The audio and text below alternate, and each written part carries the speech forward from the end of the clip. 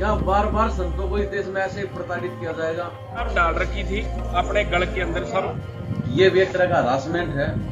बल्लमगढ़ से चल के वो कुरुक्षेत्र दोबारा FIR लॉन्च कराने के लिए पहुंचेंगे। नहीं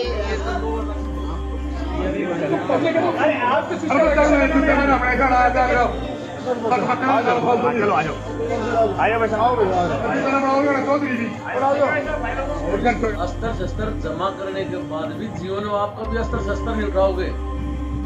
लोग हमें भले ही काट दें। शासन यहाँ पर इनको निकालने के लिए आई है, यहाँ पर ले जाने। देश में हम 100 करोड़ की संख्या में होते हुए लगभग 100 करोड़ हम लोगों को बताए जाते हैं।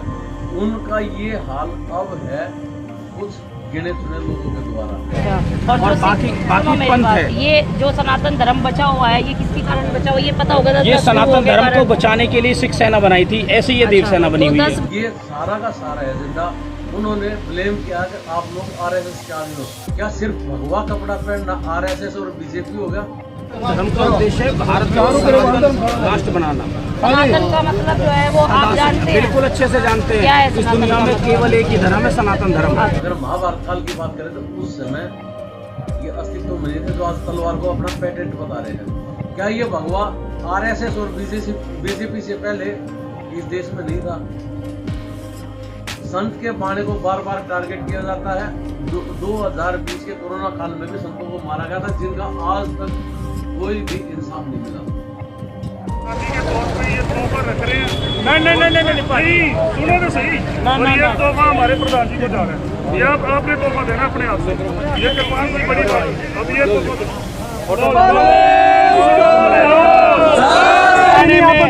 हमें नहीं पता था। तलवार और कृपान को जो पेटेंट बता रहे हैं, क्या उस समय थे? कहते हैं उनसे बात करें, क्या माजरा है? ये क्या है ये ड्रामा? अब मैं ये दिखाना चाहती हूँ क्या है ये। बहुत शर्म करते हैं। और ये इतने मतलब मैं तो कहती हूँ सनातन से, अगर गुरुजी ये कह रहे हैं कि मैं उसका सदस्य हूँ, तो इनको तो पहले देखना चाहिए था कि किस तरह से हिंदुओं को बचा रहे हैं। मैं हमेशा ही महसूस करता है कि ये जेडी गुरु साहब ने सानू बख्शिश की थी। हमने देखा हमारी पूरी श्रद्धा है, सिख समाज में श्रद्धा है, गुरु के प्रति भी हमारी श्रद्धा है।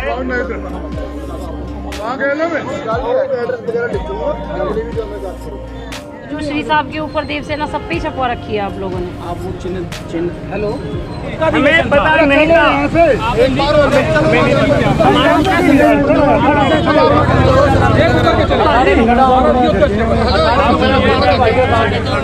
ये जो भी घटना हुई है गलत हुई है। हमने हमारे जो नौजवानों ने उनको पकड़ लिया तो उन्होंने श्री साहब ऊपर से डाली हुई थी, तो कहीं ना कहीं हमें ये लग रहा था कि ये किसी के द्वारा भेजे गए हैं।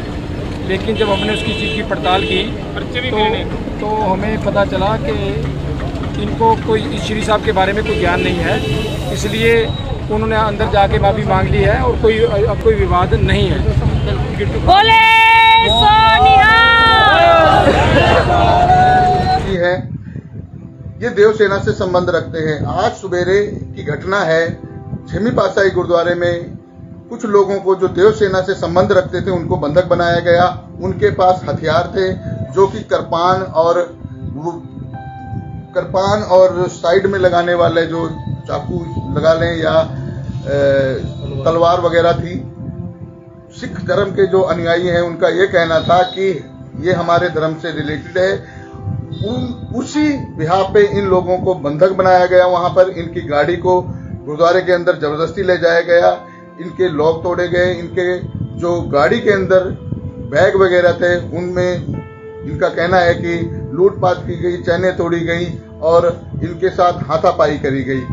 ये लोग कुरुक्षेत्र में जो शाम की घटना है वहां पर तकरीबन 200 लोग आए थे, अलग अलग स्टेट से, अलग अलग जगह से आए थे। काफी डरे हुए इस वक्त ये लोग हैं और इनको हमने बहुत मुश्किल में करनाल में खोज निकाला है, क्योंकि हम इनका पक्ष जानना चाहते थे कि क्या इनकी कोई ऐसी मंशा थी सिख धर्म को आहत करने की, उनको ठेस पहुंचाने की, और इनका क्या मोटिव था, क्या उद्देश्य था जिस कारण से ये लोग वहां पर इकट्ठे हुए। क्या ये संयोग था कि ये कोई साजिश या कोई सोची समझी ऐसी कोई चाल तो नहीं थी। इस बारे में हम इन्हीं से जानना चाहेंगे, इनके परिचय के साथ।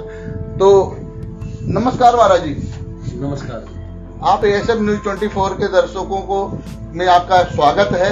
आप बताइए कि क्या माजरा था सवेरे, क्या आपके साथ घटना घटी, शुरू से आप बताइए, और किस तरह से आप यहाँ तक पहुंचे हैं, कुरुक्षेत्र किस तरह आपने छोड़ा है।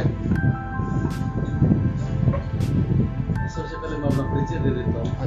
मेरा नाम योगी कैलाशनाथ है, मैं दिल्ली से हूँ और देव सेना का मैं धर्मपुर कोर्ट से दिल्ली प्रदेश अध्यक्ष हूँ। दिल्ली प्रदेश का धर्माधिकारी होने के नाते और उसके साथ साथ यमुना बचाओ अभियान का भी मैं धर्माधिकारी हूँ। मेरा स्वयं का एक संगठन जिसका मैं राष्ट्रीय अध्यक्ष हूँ, धर्म एवं संस्कृति संरक्षण सुरक्षा प्रकल्प। आज जो प्रकरण सारा सवेरे हुआ है, इसमें 2 बार भी गन डाला गया। सबसे पहले सभी को मैं ये जानकारी देता हूँ कि ये कार्यक्रम जो आज होने कुरुक्षेत्र में गलत हुआ। इससे पहले भी न्यूज चली है, उसमें देखा कैसे हल्ला गुल्ला मचा हुआ था, संत समाज को बेइज्जत किया गया है। आज जो कार्यक्रम था, इस कार्यक्रम का सोशल मीडिया के सभी माध्यमों से पिछले 1.25 से 1.5 महीने से प्रचार चल रहा था। पिछले 1.5 महीने से लगातार ये प्रचार में था और ये देव सेना का राष्ट्रीय अधिवेशन था। इसमें अलग अलग राज्यों से हमारे साथी आए हुए थे। इस कार्यक्रम का जो मुख्य उद्देश्य था, भारत देश में जो दोहरे कानून है, दमनकारी कानून है, उन पे चर्चा की गई थी और उस चर्चा के बाद हम सब हस्ताक्षर अभियान चला के भारत सरकार को ज्ञापन देने की तैयारी में थे। सभी के हस्ताक्षर होने के बाद जब हम बाहर निकले तो उसमें से हमारे 70 से 75% लोग निकल चुके थे। जब हम लोग बाहर निकले तो लोगों ने आके हमें घेरना शुरू कर दिया। उसके बाद साथ में जो लोग थे उनसे भी बात की गई। हम ये जानना चाहते हैं कि आपने कब और किस जगह पे अपने अधिवेशन का बुकिंग कराई, कहां पर अधिवेशन करना चाहते थे, वहां आपने अधिवेशन किया कि नहीं किया। हमारा कार्यक्रम BR चौक के पास पहले गुरु रविदास मंदिर धर्मशाला में था।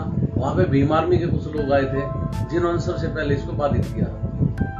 वहां पे कार्यक्रम नहीं हो पाया, जिसके कारण इमरजेंसी हमने ये 15 दिन से बुक धर्मशाला को छोड़ के और पास में ही श्री कृष्ण धर्मशाला में जाके अपना कार्यक्रम पूरा किया। अधिवेशन पूरा हुआ, उसके बाद हम वापस निकल रहे थे तो हमारे हिमाचल के प्रदेश अध्यक्ष देवी शरण जी आए हुए थे, जिन्होंने गुरुद्वारे के पास आके किसी से रास्ता पूछा था धर्मशाला का कि मेरे को वहां पे जाना है। उनके साथियों के पास और उनके पास जो धर्म शस्त्र, कृपाण और तलवार थे, जो हमारे संगठन में रजिस्टर्ड है, जो आई कार्ड पे मेंशन है, वो देखने के बाद उन्होंने उनको घेर लिया और गुरुद्वारे में बिठा लिया। तब उनका फोन हमारे पास आता है, हमारे राष्ट्रीय अध्यक्ष जी के पास, कि भाई मेरे को गुरुद्वारे वालों ने बंधक बना लिया कि आप लोग तलवार और ये कृपाण कैसे लेके घूम रहे हो। तो उनसे बात करने के लिए, जब प्रतिनिधित्व के लिए स्वयं राष्ट्रीय अध्यक्ष जा चुके हैं, तो बाकी लोगों को उनका छेड़ने का कोई अधिकार नहीं था। उन लोगों ने गाड़ियों के पास आके जबरदस्ती चाबियां छीनी, साधुओं के साथ जबरदस्ती कपड़े पकड़ के खींचने का प्रयास किया, जिसमें हमारे साथ महात्मा जी हैं, योगेंद्र नाथ जी, तो इनकी जेब भी फट गई।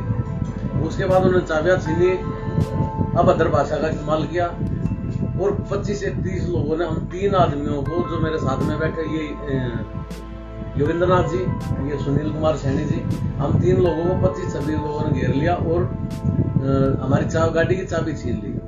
उसके बाद वो लोग हमें साथ लेके चले गए। पीछे से जो उनके बच्चे थे 12 से और 16-17 साल तक के, उन्होंने गाड़ी की पूरी तलाशी ली।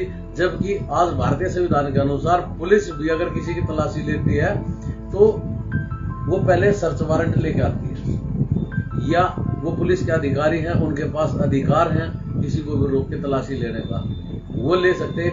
आम सामान्य आदमी किसी की गाड़ी को रोक के जिन तलाशी आदमियों ने आपकी गाड़ी रोकी, आपका बैग वगैरह चेक किए, तलाशी ली, वो कौन थे? ये गुरुद्वारा से संबंधित लोग थे, कुछ निहंग इनके साथ थे, तलवारधारी। इन लोगों ने घेर के गुरुद्वारे में हमें पहुंचा दिया। गुरुद्वारे के अंदर चले गए, वहां पे जम के बवाल हुआ। लगभग 1 घंटे तक पुलिस प्रशासन वहां पे पहुंचा। आपको कहाँ से वो गुरुद्वारा लेके गए? किस जगह से आपको गुरुद्वारे लेके गए और किस प्रकार से आपको गुरुद्वारा लेके गए और क्या उन्होंने बोला आपको?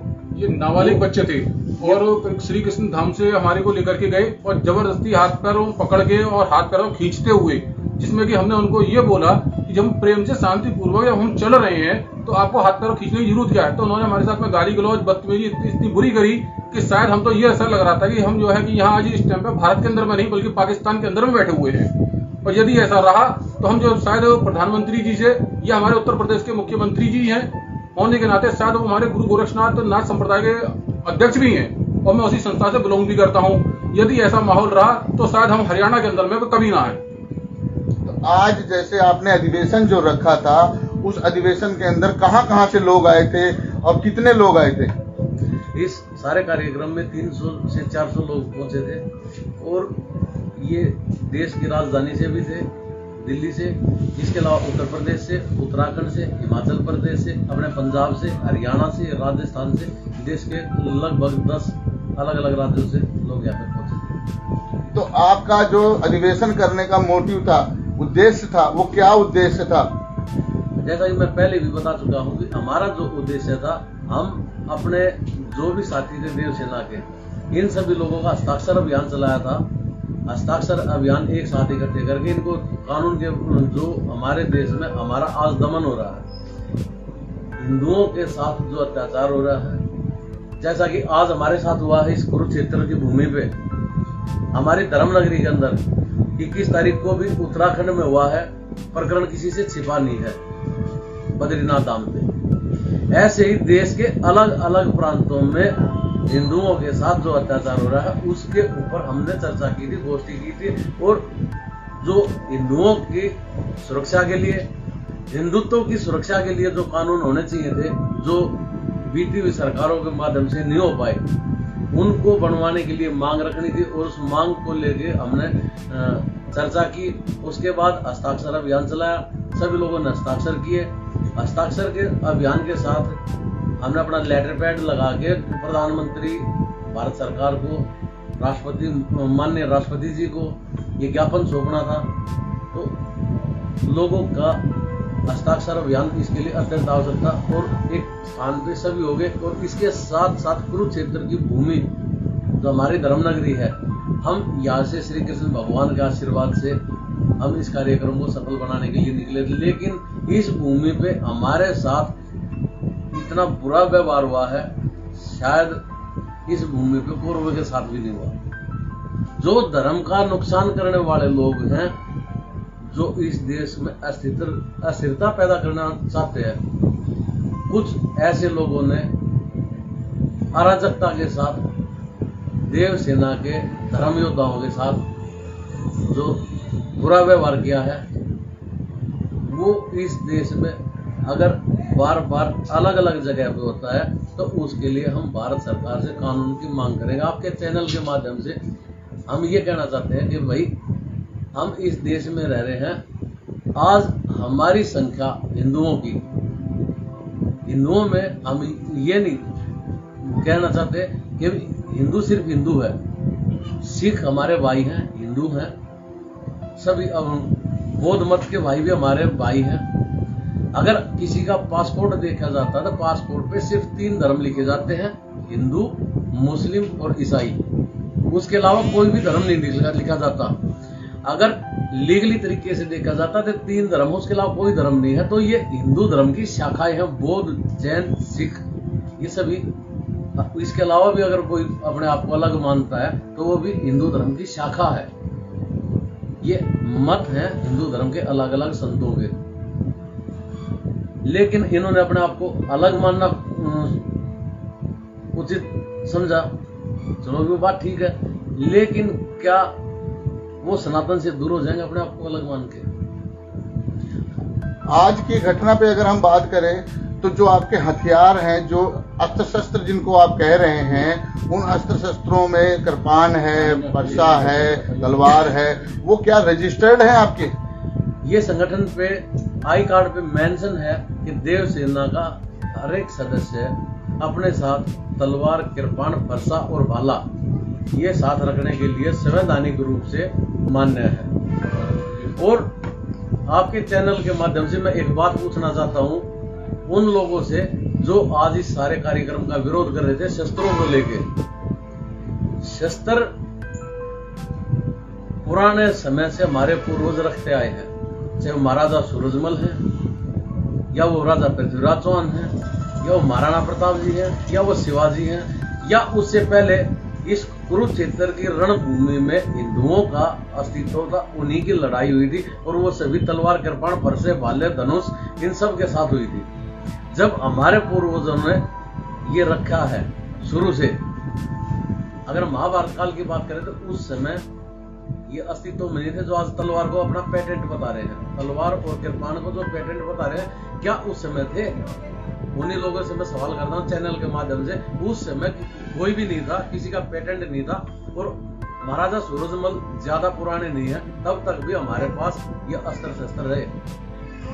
तो क्या वो अस्त्र शस्त्र जो आपसे लिए गए थे, छीने गए थे, आपको जब बंधक बनाया था, तो क्या वो अस्त्र शस्त्र आपको मिल गए हैं? नहीं, इन्होंने सभी अस्त्र शस्त्र ले लिए और इन्होंने ये कहा कि अगर आप हमारे पंथ के अनुसार इनको रखना, इसको संभालना, इसका रख रखाव करने में अगर सक्षम हो, आप सभी लोग ये मानते हो कि हम दाढ़ी भी रखेंगे, केस भी रखेंगे, उसके बाद हम सब नशा पता छोड़ के सिर पे कपड़ा बांध के रखेंगे, तो उसका आप यहाँ पे कसम उठाओ और तब हम आपको स्वयं ये धारण कराएंगे। लेकिन क्या हम संत जिस पंथ से जुड़े हुए हैं, जिस नाथ संप्रदाय से जुड़े हैं, हम उसको छोड़ के कैसे अलग चले जाएंगे? क्या इस देश में हम 100 करोड़ की संख्या में होते हुए, लगभग 100 करोड़ हम लोगों को बताए जाते हैं, उनका ये हाल अब है कुछ गिने चुने लोगों के द्वारा। ये सारा का सारा एजेंडा उन्होंने ब्लेम किया कि आप लोग आरएसएस के आदमी हो। क्या सिर्फ भगवा कपड़ा पहनना आरएसएस और बीजेपी हो गया? ये सारा का सारा एजेंडा उन्होंने ब्लेम किया कि आप लोग आरएसएस के आदमी हो। क्या सिर्फ भगवा कपड़ा पहनना आरएसएस और बीजेपी हो गया? क्या बार बार संतों को इस देश में ऐसे ही प्रताड़ित किया जाएगा? संतों की आवाज उठाने के लिए हमने संगठन बनाया, हिंदुओं की आवाज उठाने के लिए संगठन बनाया, अपने धर्म और अपनी संस्कृति को बचाने के लिए संगठन बनाया। इसमें हमने कौन सा गलत काम किया? तो जब आपको बंधक बनाया था, गुरुद्वारे के अंदर ये ले गए थे, तो आपको वहां से किसने वहां से छुड़वाया? क्या हुआ, क्या माजरा हुआ उस वक्त, क्या घटना घटी? जिस समय हमें वहां से बाहर निकाला गया तो वहां पुलिस प्रशासन भी आ चुका था, वहां से एसडीएम साहब भी पहुंचे थे। इसके अलावा वहां लोगों ने जब हमारे शस्त्र ले लिए कि भाई ये अब आपको वापस नहीं मिलेंगे, हम इसी शर्त पे बाहर जाने देंगे। उन्होंने शस्त्र लिए और उसके बाद ये कहा कि आप लोग चले जाओ। मैंने पूछा भाई मेरे बाकी साथी कहाँ हैं? तो उन्होंने हमें मिसगाइड किया कि भाई वो अपनी जान बचा के भाग गए हैं, जिसको भागने का अवसर मिला वो भाग गया है। आप लोग भी अपनी जान बचा के भागो, नहीं तो यहाँ पे निहंग गरम दल है, ये आप लोग हमारे को स्वयं मजिस्ट्रेट साहब ने बोले हैं, मजिस्ट्रेट साहब ने स्वयं बोले हैं, ये आप लोगों को काट देंगे, गरम दल है। ये तो शुक्र ये है कि आप हरियाणा में हो और यहाँ पे हम आप लोगों के साथ अच्छा व्यवहार करके आपको छोड़ रहे हैं। तो आपके अस्त्र शस्त्र लेने के बाद इस शर्त पे छोड़ा गया कि आप अस्त्र शस्त्र न ले जाओ और यहाँ से वैसे ही चले जाओ। अस्त्र शस्त्र जमा करने के बाद भी जीवन में आप कभी अस्त्र शस्त्र नहीं उठाओगे। लोग हमें भले ही काट दें, हम अपने आत्मरक्षा के लिए कभी अस्त्र शस्त्र नहीं उठाएंगे। ये कौन सा इस देश का दोहरा कानून है कि एक विशेष पंथ को वो कह रहा है कि आप कुछ भी रख सकते हो, धारदार हथियार रख सकते हो, वो पुलिस पे चलाते हैं। 26 जनवरी के जब ये देश के इज्जत पे हमला हुआ, देश की अस्मिता को खंडित किया गया, तिरंगे झंडे को उतारा गया, खुलेआम तलवारें लहराई गई, पुलिस वालों के ऊपर चलाई गई, भगा भगा के मारा। क्या इस कार्य के लिए स्पेशली इनको दिया गया है? अगर ये धर्म शस्त्र था तो धर्म के लिए उठाना चाहिए था, इनके धर्म गुरुओं ने धर्म के लिए उठाया था, गलत कार्य के लिए नहीं। आज ये धर्म के पहले देश के विरुद्ध उठा, आज ये धर्म के विरुद्ध भी बात हुई है। तो इस प्रकरण में आपने क्या कोई पुलिस रिपोर्ट या FIR दर्ज कराई है? आज इस पुलिस के इसके लिए हमारे राष्ट्रीय अध्यक्ष जो ब्रजभूषण जी थे वो गए भी थे FIR दर्ज कराने, लेकिन उन्होंने जो है नेक्स्ट डे के लिए टाल दिया है। उन्होंने अभी FIR दर्ज नहीं करी है। उनको हमने बताया कि सारे जितने भी कागज थे, लाइसेंसी जो हथियार होना चाहिए, वो सारा उनको हमने दिखाया। सारी बातचीत हुई, जो हमारे राष्ट्रीय अध्यक्ष जी हैं ब्रजभूषण जी, इनसे सभी कुछ बातचीत हुई है, लेकिन उन्होंने जो अभी ज्ञापन नहीं दिया है थाने में। तो थाने में FIR अभी आपकी दर्ज नहीं करी गई? जी हाँ, थाने में FIR दर्ज नहीं करी गई है। यदि कोई ऐसी बात है और यदि कोई सबूत मांगता है तो हम जो है कि जो हमारे राष्ट्रीय अध्यक्ष जी हैं उनसे आपकी डायरेक्ट बात भी करा सकते हैं। तो अब आपका आगे की क्या रणनीति रहेगी? आज जैसा कि राष्ट्रीय अध्यक्ष महोदय जी से हमारी बात हुई है कि ये भी एक तरह का हरासमेंट है, बल्लमगढ़ से चल के वो कुरुक्षेत्र दोबारा FIR लॉन्च कराने के लिए पहुंचेंगे। क्या चंद शब्द टाइप करने के लिए थाने में समय नहीं था या स्टाफ मौजूद नहीं था? वो लगभग 250 से 250 किलोमीटर चल के कुरुक्षेत्र पहुंचेंगे और लगभग इतना ही वापस जाने के लिए लगेगा। क्या समय नहीं लगता? क्या उस पर खर्चा नहीं आता? या उस सारे समय को भी छोड़ दे तो क्या मेंटली हरासमेंट नहीं है? जो काम आज हो सकता तो 500 किलोमीटर का अप एंड डाउन करने के बाद होगा। ये कौन सा कानून है? FIR क्यों दर्ज नहीं हुई? जब आज हमारे ऊपर हमला हो तो FIR कल दर्ज करने का मतलब क्या बनता है? किसान यूनियन के, भारतीय किसान यूनियन के प्रदेश अध्यक्ष हैं ठाकुर गुनी प्रकाश, उन्होंने ये प्रकरण सारा देखा। उन्होंने स्टैंड लिया है कि हम इन लोगों की सुरक्षा करेंगे और इनको डरने की कोई जरूरत नहीं है, और इस जो इन्होंने घटना घटी है इसको हम आगे तक ले जाएंगे और प्रधानमंत्री जी से भी हम इनको ज्ञापन सौंपेंगे। इसके बारे में आप क्या कहना चाहेंगे? किसान यूनियन के अध्यक्ष गुनी प्रकाश जी हैं। मैं हमारी आवाज उन्होंने सशक्त बनाई, इसके लिए उनका हृदय से आभारी हूँ। और हमारी देव सेना उनका हमारी आभार करती देव है। सेना उसका आभार व्यक्त करती है। मैं देव सेना का प्रदेश अध्यक्ष होने के नाते उनका बार बार आभार व्यक्त करता हूँ। तो उन्होंने संतों की आवाज को, हिंदुओं की आवाज को एक मजबूती दी। और हम हर हिंदू भाई से, हम देश के हर राज्य से, हर हिंदू भाई से ये संदेश देना चाह रहे हैं कि वो अपने हिंदुत्व को, अपनी अस्मिता को, अपने संस्कारों को, अपनी संस्कृति को और अपने धर्म को बचाने के लिए हमारी आवाज के साथ आवाज मिलाए। अगर हम अब भी चूक गए, आज संतों के साथ हुआ है, कल ग्रस्तों के साथ होगा, जो कि लगातार चल रहा है। कभी बेटी निकिता तोमर मारी जा रही है, कभी रिंकू शर्मा मारा जा रहा है, कभी कमलेश तिवारी मारा जा रहा है। तो ना तो ग्रस्तों को इन्होंने छोड़ा है विधर्मियों ने, और ना ही संतों को छोड़ा है। कभी मंदिरों पे सवाल उठता, कभी संतों पे सवाल उठता, कभी ग्रस्तों को मारा जा रहा है, कभी लूटपाट हो रही है, कभी आगजनी हो रही है। पिछले साल 2020 में दिल्ली जैसे शहर में, जहां पे देश का प्रधानमंत्री, राष्ट्रपति, तीनों सेनाओं के प्रमुख, सभी के मुख्यालय, संसद, उसके राउंड अबाउट 25 से 30 किलोमीटर के क्षेत्र में आगजनी हो जाती है। 3 से 4 दिन तक दिल्ली जलती है, लेकिन उनके पीछे क्या कार्रवाई हुई जनता को कुछ अच्छे से नहीं पता। जिस प्रकार से हरियाणा के अंदर बीजेपी गवर्नमेंट है और बीजेपी गवर्नमेंट को जिस प्रकार से हिंदुओं की गवर्नमेंट, सनातन धर्म की गवर्नमेंट माना जाता है, तो आप मनोहर लाल खट्टर जी से और पुलिस प्रशासन से क्या मांग करना चाहेंगे? हम चैनल के माध्यम से माननीय मुख्यमंत्री महोदय जी को अपनी तरफ से एक ही बात रखना चाहते हैं कि अगर सरकार बीजेपी की ना होगी, कांग्रेस की होती या किसी अन्य पार्टी की होती, तो भी हम यही बात रखते हैं। स्पेशल बीजेपी है तो इसलिए हम नहीं रख रहे। सरकार कोई भी हो, संतों को या ग्रस्तों को, अपने समाज को सुरक्षा देना उनका कार्य है। वो अपने समाज को सुरक्षा दें, अपने समाज के हितों का ध्यान रखें। आगे से भविष्य में कोई भी ऐसी हरकत ना हो, ऐसी हम उनसे आकांक्षा रखते हैं। तो ये थे देव सेना के जो प्रदेश अध्यक्ष है, उनका कहना है कि हमारी गुहार है मनोहर लाल खट्टर जी से और हिंदू संगठनों से कि एकजुट हो जाएं और जिस प्रकार से हमारे साथ ये दुर्व्यवहार हुआ है, हमें बंधक बनाया गया है, हमारे कपड़े फाड़े गए हैं, हमारे साथ लूट मार गुरुद्वारे में करी गई है, सिख संगठनों द्वारा ऐसी पुनरावृत्ति दोबारा ऐसी घटना ना घटे, इन लोगों का ये कहना है। काफी डरे हुए सहमे हुए हैं ये लोग। इनके साथ के जितने लोग थे वो लोग अपने अपने गंतव्य स्थान की तरफ निकल